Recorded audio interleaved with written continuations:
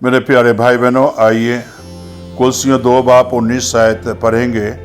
और उस शिरोमणि को पकड़े नहीं रहता, जिससे सारी देह जोरों और पट्टों के द्वारा पालन पोषण पाकर और एक साथ गठकर परमेश्वर की ओर बढ़ती जाती है।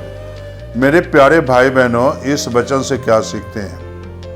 हमारी जो ये देह है और ये हमारे हाथों की जोर, पैर की जोर, ये जो है कोई इंसान नहीं बढ़ाने वाला है। कोई इंसान इसको नहीं बढ़ाता, बल्कि इसको बढ़ाने वाला परमेश्वर है। देखिए, जब छोटे बच्चे होते हैं तब मेरे प्यारे भाई बहनों, छोटे बच्चों को कितनी हाथें छोटी होती है, कितना पैर छोटा होता है, लेकिन उसका पालन पोषण और बढ़ाने वाला परमेश्वर है। इन हाथों का, इस बदन का, पैर का, हड्डियों का पालन पोषण करने वाला परमेश्वर है। तो मेरे प्यारे भाई बहनों, और इसको बढ़ाने वाला भी परमेश्वर है। तो मेरे प्यारे भाई बहनों, आप इतने बड़े हो गए तो आप ये मत सोचना कि मैं अपने आप बढ़ गया है, मेरी हड्डियां अपने आप बढ़ गई है, मेरे पट्टे अपने आप बढ़ गए हैं। मेरे प्यारे भाई बहनों, ये दिमाग से निकाल देना, अगर परमेश्वर ना बढ़ाता तो आप छोटे नाटे ही रहते और बच्चे के मानिद ही रहते। लेकिन जब प्रभु यीशु मसीह ने बढ़ाया, परमेश्वर ने बढ़ाया, तो आपको बढ़ाया है, तो आप बढ़े हैं,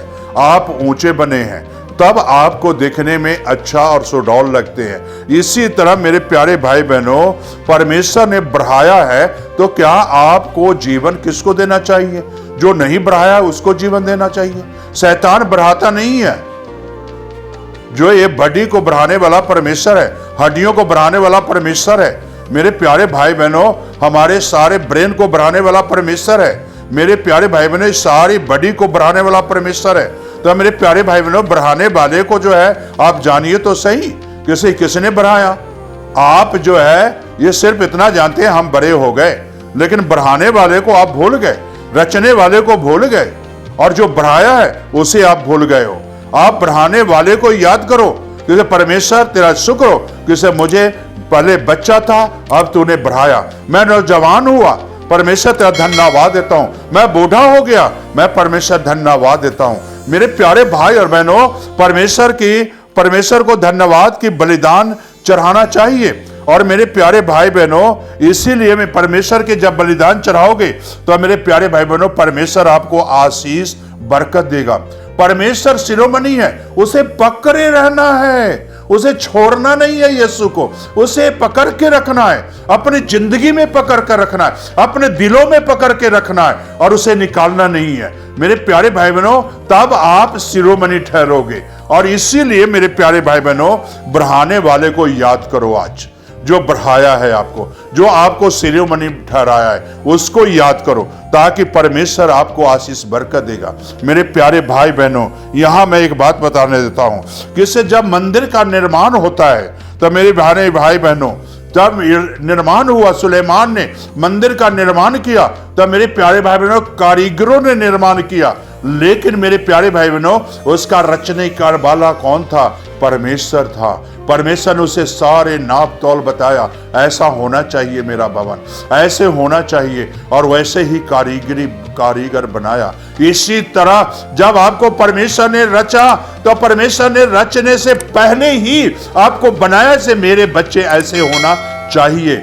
मेरे प्यारे भाई बहनों, जब परमेश्वर ने रचा तो आपको नेक बनाया और आशीष देकर बनाया, लेकिन आप क्या काम किए? शैतान के बंधन में पड़ गए। तो आप प्यारे भाई बहनों, रचने वाले को भूल गए, और जो नहीं रचा है उसके पीछे आज दौड़ रहे हो। मेरे प्यारे भाई और बहनों, इसीलिए प्रभु कहता है शिरोमणि को पकड़े नहीं रहता। आज हमें प्रभु को जो है थामे रहना है, उसे पकड़े रहना है, ताकि परमेश्वर आपको आशीष बरकत दे। मेरे प्यारे भाई बहनों, ये चीजें प्रभु के चेलों के अंदर था। पवित्र आत्मा थामे रहा, पवित्र आत्मा उनके दिलों में था, कभी निकलने नहीं दिया। आज आप भी पवित्र आत्मा को थामे अपने दिलों में ले लें, और जो बढ़ाया है, जो रचने वाला है, याद रखना। जो रचने वाले को भूल जाओगे तो एक दिन यीशु भी आपको भूल जाएगा। याद रखना, किसी अगर रचने वाले को आप त्याग दिए तो आपके जिंदगी को भी यीशु त्याग देगा। इतना याद रखना कि जब यीशु को आप छोड़ दिए, रचने वालों को छोड़ दिए, तो यीशु आपको भी छोड़ देगा। और मेरे प्यारे भाई बहनों, इतना याद रखना कि जब आप यीशु को छोड़ दोगे तो आप दर दर भटकते रहोगे और यीशु कभी आपके साथ नहीं रहेगा, यीशु आपको कभी सहारा नहीं देगा। लेकिन अभी वक्त है, आप यीशु को पकड़े रहो, जो रचने वाला है उसे थामे रहो, जो शिरोमणि बनाया है उसे थामे रहो और पकड़े रहो, ताकि आपको जो है एक दिन आशीष बरकत मिलेगा। और जब थामे रहोगे तो यीशु कभी नहीं छोड़ेगा, और एक दिन कलीसिया में भी शिरोमणि बने रहोगे और आगे भी शिरोमणि बने रहोगे, परमेश्वर के घर में भी शिरोमणि बने रहोगे। तो क्या आप यीशु को आज थामना चाहते हो? क्या आज यीशु को अपने दिल में लेना चाहते हो?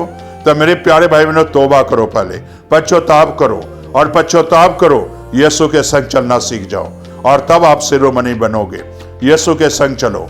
आइए दुआ करें।